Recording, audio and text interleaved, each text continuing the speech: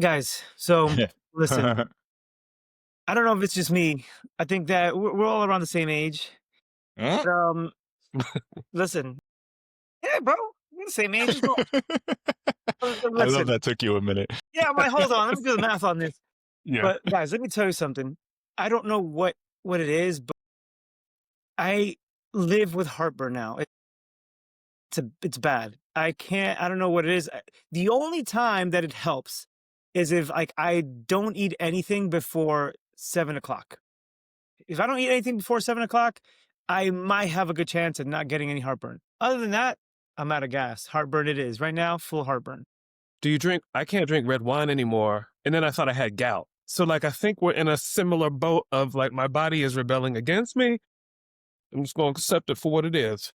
I mean, no fairness, I was drinking tequila yesterday, so that I don't but think you did Oktoberfest correctly. well, all right. So Tequila is not a part of it. we went to a little Oktoberfest situation during the day, and they went to my friend's house and had tequila during the night. But drinking aside, what the fuck is going on with this camera? Is it like no, I'm not I'm not lying. I Honestly, got a situation. got a situation. No, but honest to God, I don't know what it is. I just It is. What did you I eat? I live with a Between, pack of Tums. what did you eat between the two drinking sessions? Well, I also did have a lot of sausage and steak. You see this? You see this, right? It's All self-made. progressively worse. Guys, I'm not helping my case here, but Neither is your camera. Mad incriminating. hold on, let me fix this because we're gonna have this episode and I'm gonna be looking all wild and crazy. Also, Welcome, everybody. It is your three favorite dads. Before this goes any more off the rails, we're back again. We heard y'all loud and clear, so we figured let's make more. Why not? Now, today, aside from Hansel's self-induced heartburn, what we wanted to talk about were father figures. So we wanted to talk about how our dads shaped us and, you know, blood dads, specific dads, role models, how all the shapes that figure came into all of our lives. Because I know that we all have multiple, we were fortunate enough, I would say, to have multiple just men in our lives and some women to step up and kind of fill those shoes as needed and when necessary. Okay, sorry. I took a beat because I was like, I don't hear Phil. I'm here. I am here. I was deep in thought. I don't know if you know, I went into Narnia right there for a second, just thinking through my dad. And the reason I say this is that he texts us every Sunday and every Wednesday, like clockwork. And normally we talk on the weekends, we talk throughout the week. But How there's, can we get added to this text train? because Asking for a friend. well, I always, no, all jokes aside, I always tell people like, I have enough love. I share him. Anyone who wants time to talk to him, hang out with him, more than what I'm out here pimping my poor father out. But I say that because I saw early on when I was in high school, he taught, he came to visit one Saturday, like on his motorcycle, came on down on campus, came to see me. I think I was playing in a intramural 8-man football game. So he was there on site. Goes to use the restroom and notices that one of my friends is attempting to shave, but is doing like a terrible job. I mean, just cutting his entire face up. So I'm like, what the heck is talking about? Dad still in the bathroom. He was teaching my buddy how to actually shave, as not to completely, scratch up his entire face. So I say, That's if you awesome. if you want on that text thread, he's there. I'll hook you up.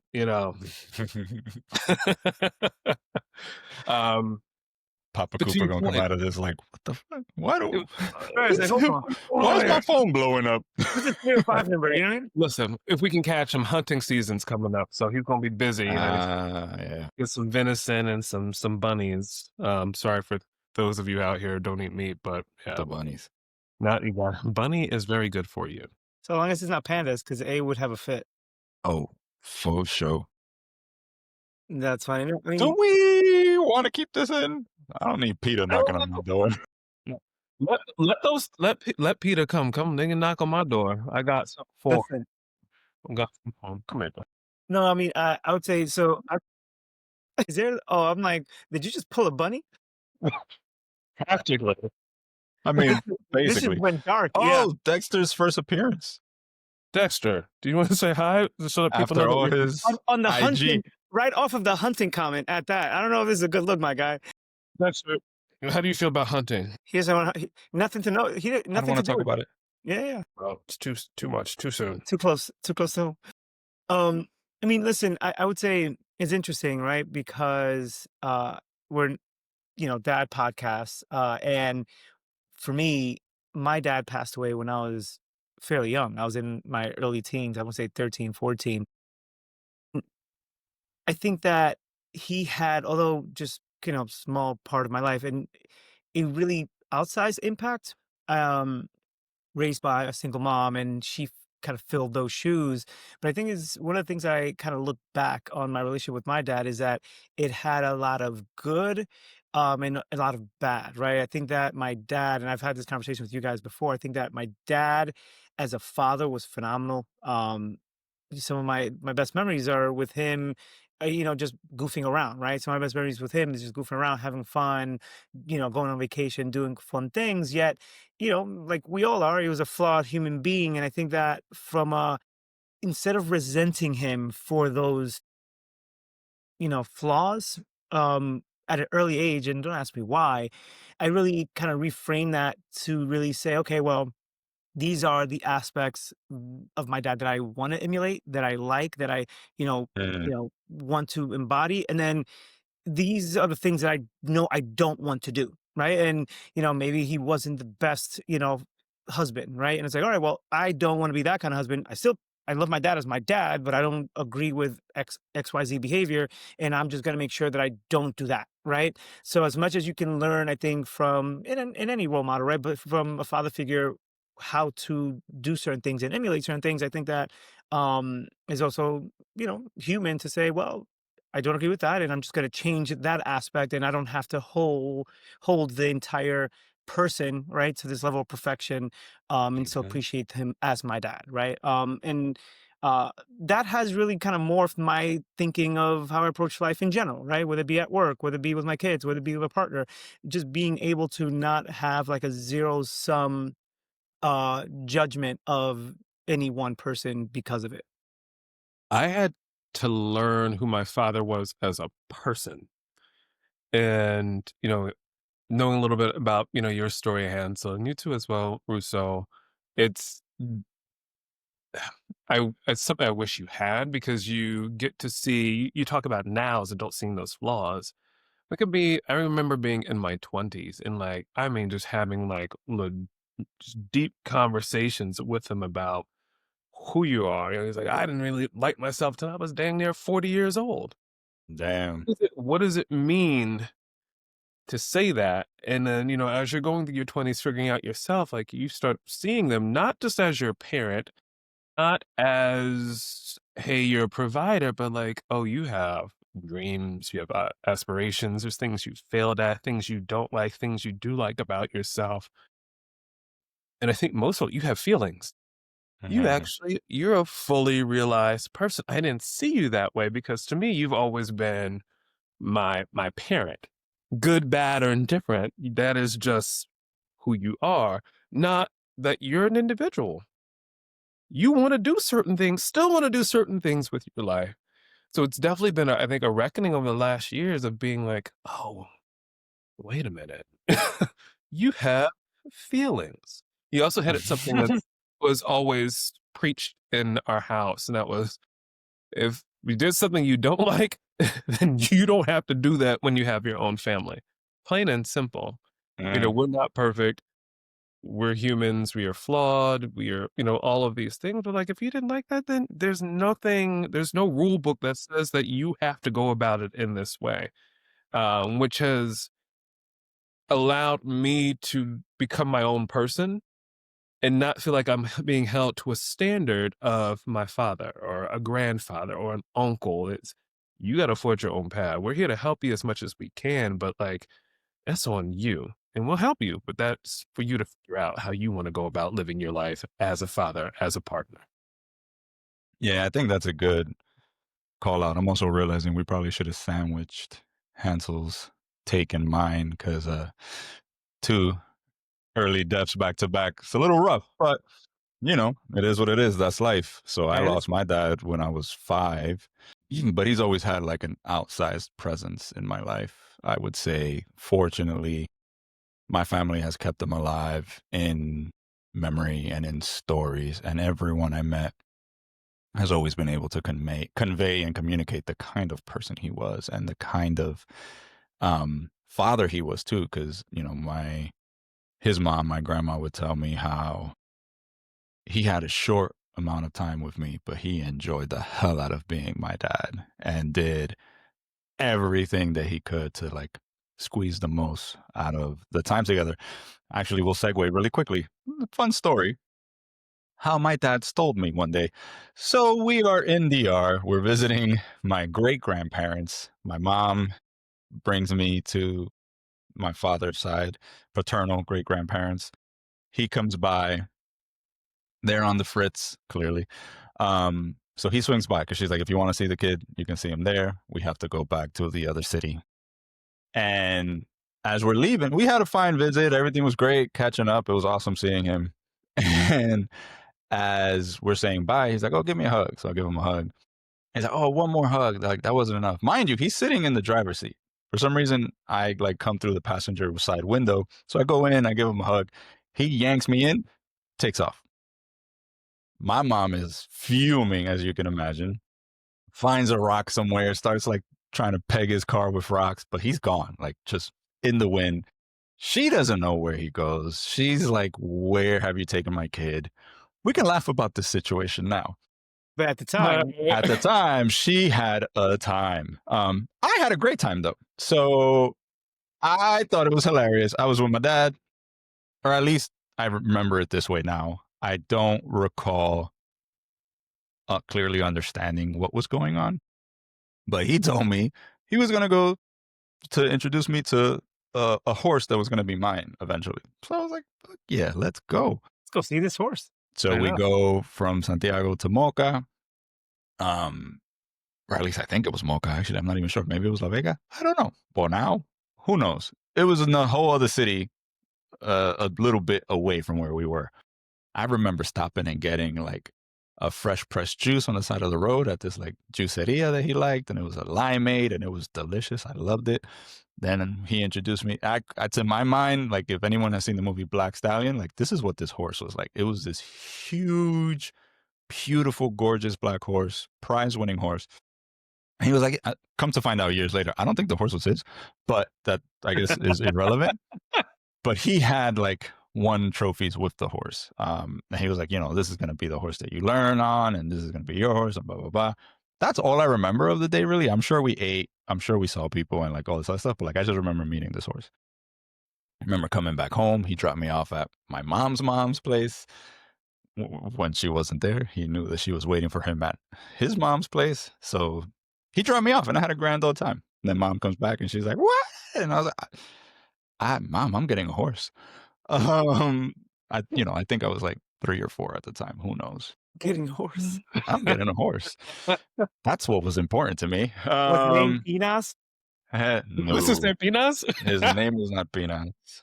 Good callback. Good callback. We made it one episode without referencing. Oh man. But like this is the kind of character that my father was. He was always in the moment, incredibly lively. All of the family talks about him as being the life of the party always. And that no matter what headspace anybody was in, my dad would come in and he would just pull them out of it. And like it was, fun time, party time, big dancer, big eater, even though he was super slim and petite. But he just had all this energy to burn. And I think that shaped a large, actually, that it's the the good and the bad of it. So it shaped my risk adverseness to understand that he was the life of the party. He was living fast and he died young. Not saying that's why he died young, Right, but the but correlation between that. in my mind, naturally, I'm like, oof, okay, so I need to be balanced. I need to be more measured. I can't just, you know, press the pedal down and go, go, go. So that's the like adverse effect of it. But then the positive side of that is also being aware of your impact in the world. And regardless of titles, regardless of work and what you produce and all this stuff, a key part of how I view life and a key part of what I think is important to a degree is legacy. Because I feel like if you can impact somebody's life to where you have now been, unfortunately gone from this plane of existence for 20 plus years, and people still fondly are like, damn, I remember this one time, or damn, you remember when this happened, that A also keeps you alive, keeps your memory alive. It keeps you, if you find yourself in a situation like me, like I don't remember necessarily his voice or like his presence, but I have such a full picture of him in my mind because of all these stories, because of everyone sharing all of this. And that speaks to his outsized presence. Even though he was only on this planet for 33 years, like that is incredibly short in the grand scheme of things. But the impact he had, I mean, till this day, I still meet strangers that are like, wait, what's your last name? What's your full name? Hold on. Is your dad? And I'm like, yeah. And he's like, just 4 short years ago, randomly in DR, bumped into some guy and he's like, wait, is your dad this? And I was like, yeah. He goes, yo, your dad saved my life once. I'm not surprised, but hit me with it. What's up? What was this story? That's So funny. that's how I feel like it's, it taught me, it gave me kind of a framework and a blueprint for life. Do you Be cautious, but for you? also just remember that your presence in people's lives is kind of the key. That's kind of the point of all this, I think. I'd been thinking for a while how to broach this with both of you, given sort of similar circumstances of losing that parent early. Do you,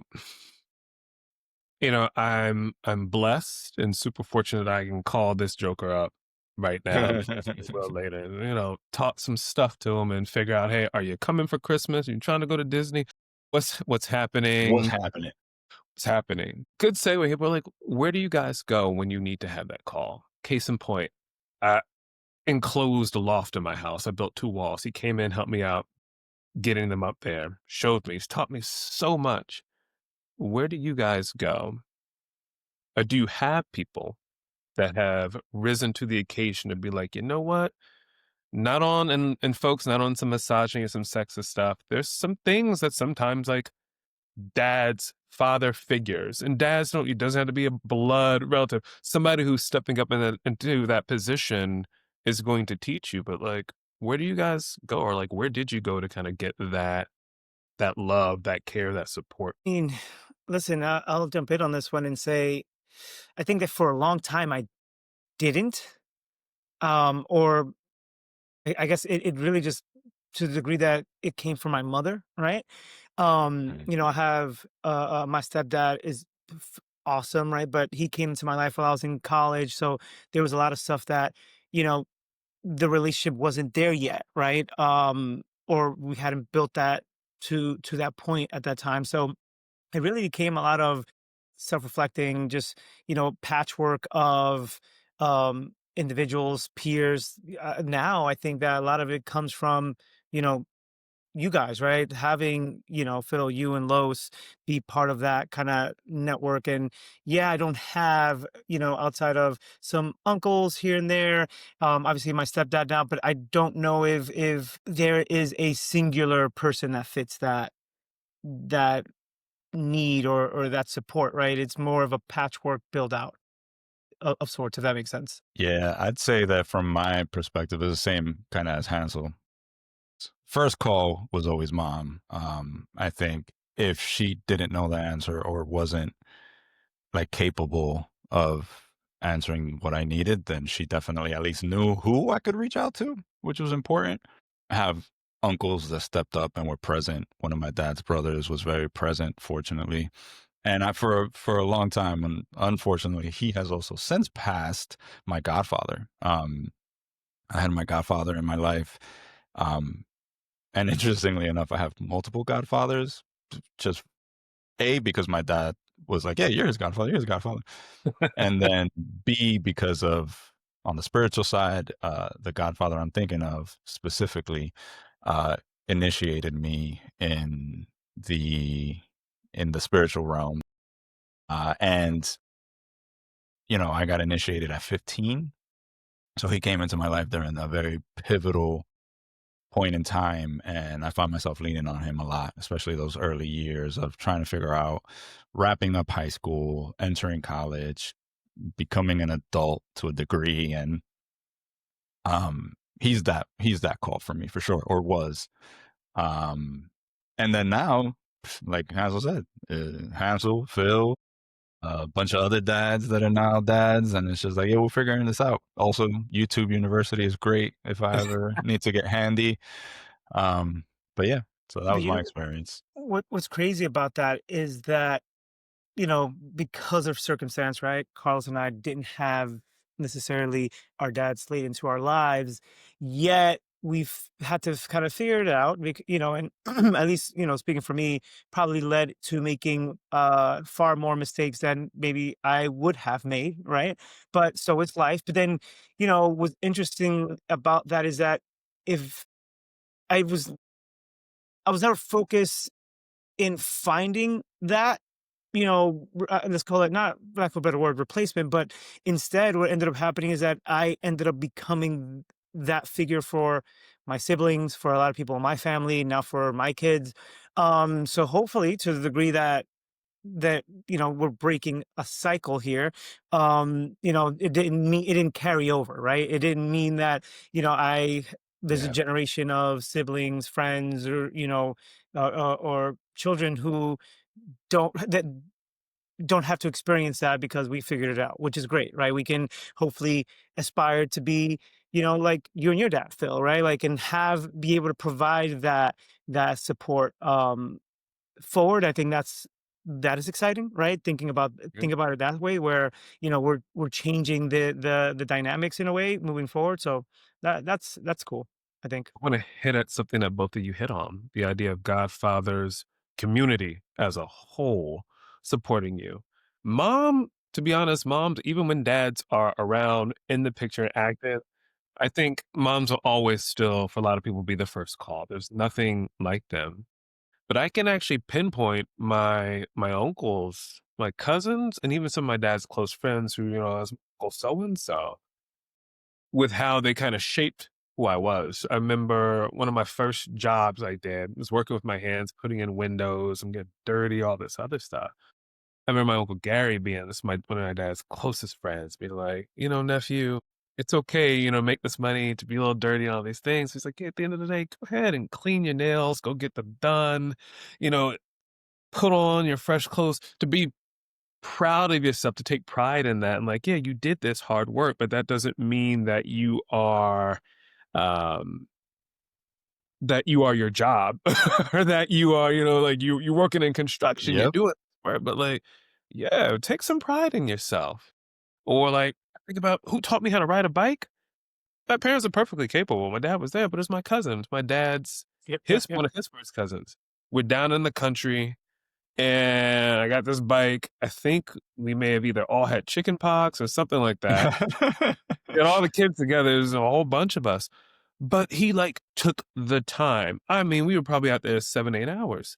My cousin was just Mhm. like, all right, and we're gonna learn this. And he was same age as my dad. He was like, I want to teach you. And I'm gonna learn. And like you said, you don't necessarily have to look for it. I think in many ways it'll show up when you need it.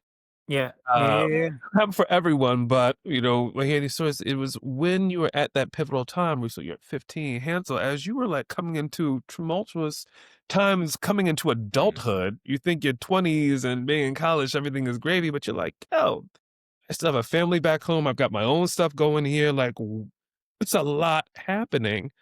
Um, but it's interesting to sort of hear that take of community kind of figuring out, okay, how do we support these young brothers in the best way that we can? And I want to commend both of you because I think you both turned out to be amazing men. Others Appreciate that, brother. partners to your respective wives, others, and I think most of all just good people. And that's what we probably need more so than anything else. So I don't tell you that enough, but I love both of you for that. Ooh, brother. Yeah, love you, Phil. Appreciate that. Ooh, gave me goosebumps. One thing I want to kind of bring it back to though is, you know, how that translates to how we are as dads, right? W- we know how our the relationship with our dads impacted us and affected us. I think it um I think it means more, or it means so much more that our relationship with our kids, has that the same level of impact or value, or that we make the changes that we want to make, that either we agreed or disagreed when we were younger.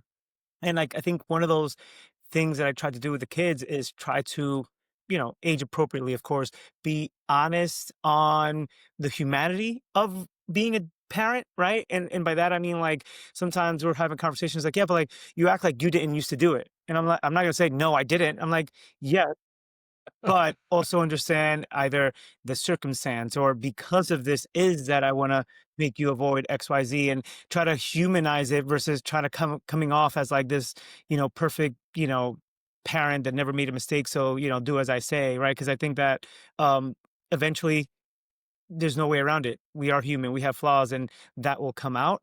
And if we can nip it in the bud early on, I think that it creates less of a break or a shock later when they have to try to reconcile the image that they have of you versus the person that you are. I think that it just builds for a better relationship long term. You remember, eventually they're only kids, for the first 18. You can argue a little less than that.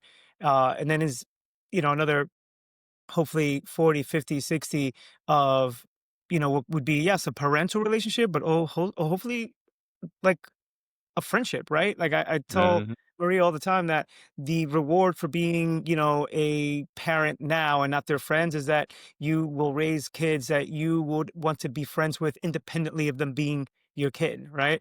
Uh, so I think that like it's try to just be honest with them when those kind of conversations come up. It's funny you mention that because I always joke with my dad. I was like, I don't know if I could have been your friend because I think he would have been too cool for me. Like, I was like, oh, oh my God, another big personality. I'm like, I don't know. But to your point, Hansel, I think I'm a little old school in the fact that my parents will never be my friends. They're my parents. It's something completely different for me. But in terms of a level of honesty and I would say vulnerability, I'm not talking about moms today. With my father, I don't think I have that with so I haven't been my wife, anyone else. I feel like I could tell him, you know, I, anything without the stigma of judgment. And there's also Mm. not too many people who can make me feel, we were talking about big and little spoons in the last episode, to actually make me feel safe. I am 6'2", 255 pounds, maybe 6'3" on a good day. Not really afraid of much of anything. Grew up in the Northeast in an area where like you need to be a little bit tougher. But he had this ability and still does to this day, 3,000 miles away, to make me feel like there's nothing that I'm not able to take on or do. And I think it's a lot of it is through this friendship. I feel like he has bolstered me to like, being a man, I'm proud of you. One of the things he said to me recently that I hadn't thought about and about us as dads, he said, I'm really proud of you and your friends. He said, you're able to be fathers in a way that I wasn't able to in a lot of Mm. age group. Either we passed away we chose not to be there or we were working so hard that we were not present. We couldn't be present for all of those moments. And he said it brings him so much joy to actually see it, to see how I'm able to like be there with him and to be involved. And hindsight's 2020. You're not always thinking that when you're going through it, but he said now he's having the opportunity to kind of think through that and see it happen in real time. So yeah, that friendship piece, Hansel, back to what you said, is super important. So, Oh man, you're gonna make me cry. I mean, look, it's it's so important to me. I don't think many people know this. I know my mom does, but I intentionally didn't want kids before 33, in part because of that. I was just like, I don't know. It just felt like a milestone I needed to pass in case it was something that would repeat. So to be able to be fortunate enough to be present. I've talked about this with you guys. Like unfortunately, I'm very familiar with death and I have been around it enough to be comfortable with it. Never feared death. I was like, hey, we all have our time. So when it comes, it comes. Now, terrified of it. Change the game. It changes it, man. It's a big, big mindset shift. So I love you guys. I love that we can be present. I love that we're being intentional with our decisions.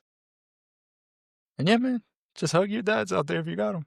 Yeah, man. To all the dads out there, like, listen, it's complicated relationship. It's a very impactful relationship, especially in it, with your with how you show up, with how how you engage, and also understanding too the relationships between fathers and daughters and fathers and sons, right? There's different things that you provide. So I know it's not easy, but go hug a fellow dad, give him some words of encouragement, and Mhm. or simply just be there as part of that network of support for those who maybe just need an ear or additional voice.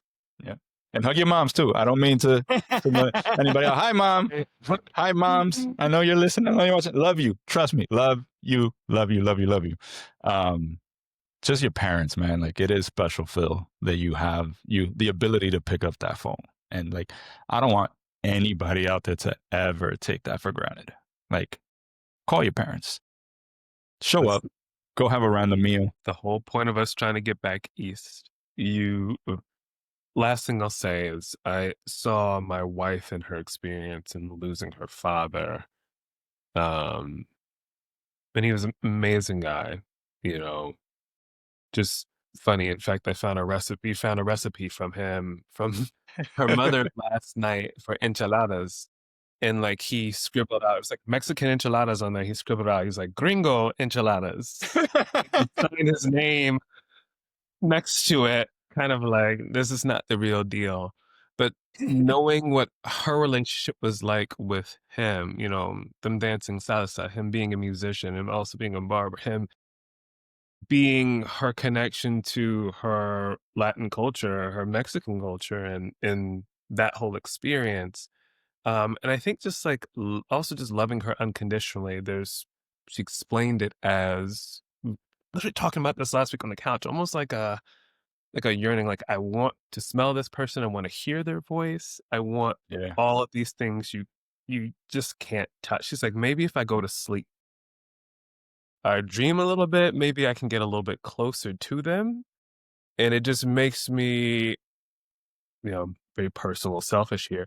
It makes me want to spend that much more time with my parents while they're here, especially my dad, especially my mom, but while they are here, and my stepmom. I want them all three because it's not guaranteed. And I feel like I still have so much to absorb from their 70 plus years of life that Yep. I'm like, I, there's going to come a day where I can't ask you that question.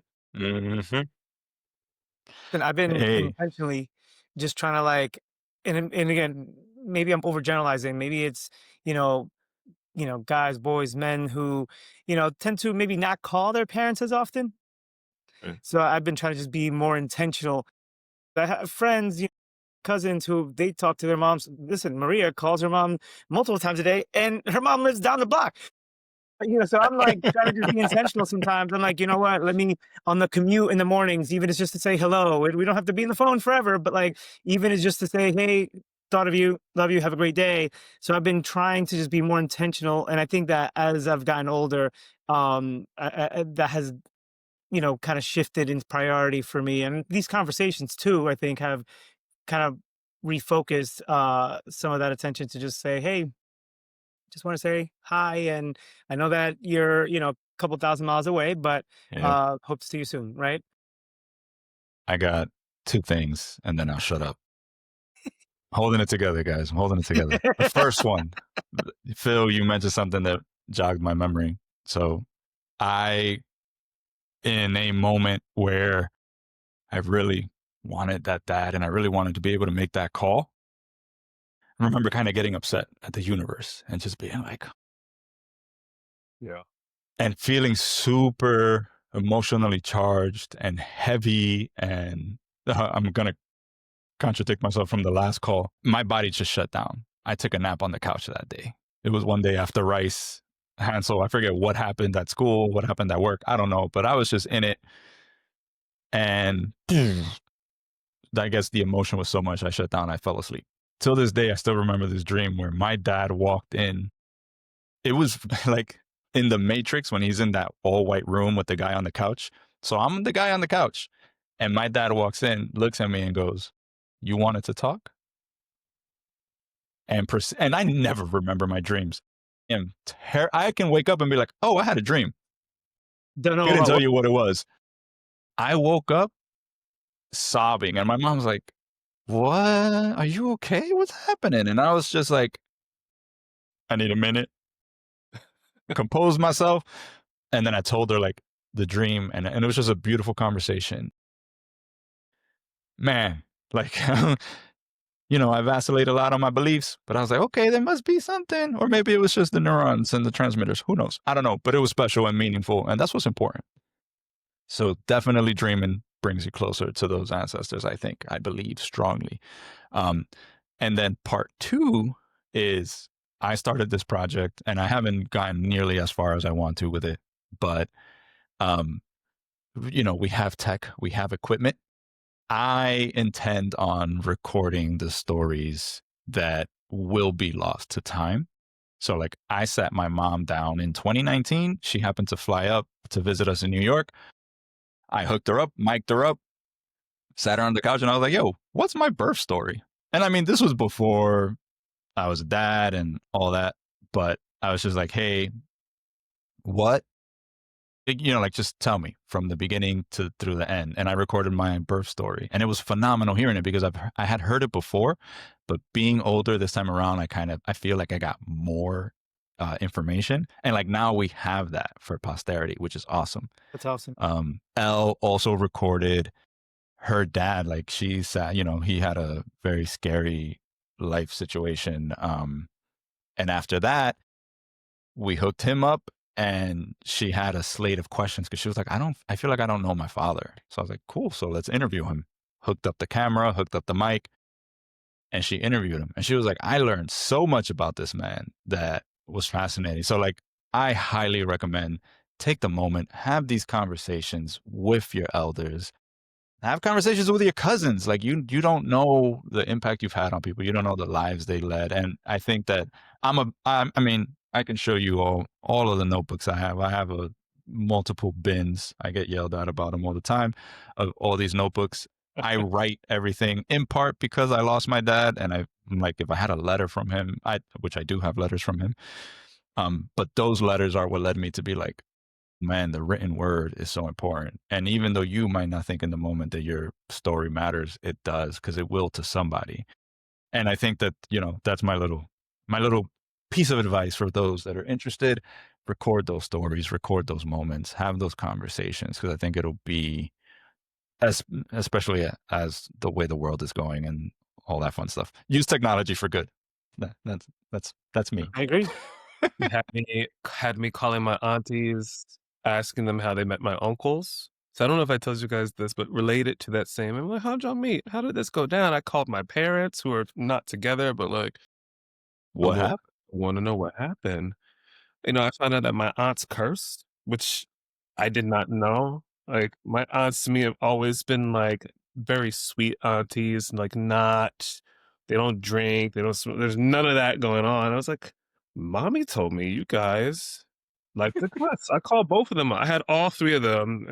One wasn't What's your favorite cuss word? Go. Right. and they thought it was hilarious, but like I said, take that time. I think that's sort of the big thing. Take that time, ask the question, get to know them, because you'll never know what they experience or what they're thinking unless you open your mouth and and push for that. 100%. I think on that note, you all have homework. Go do it. Call your And share parents. some of that, please. Record the conversations. Wait, how do the kids do it now? No, stop it, Phil. No, Cut it out. All right. Cool. Bye.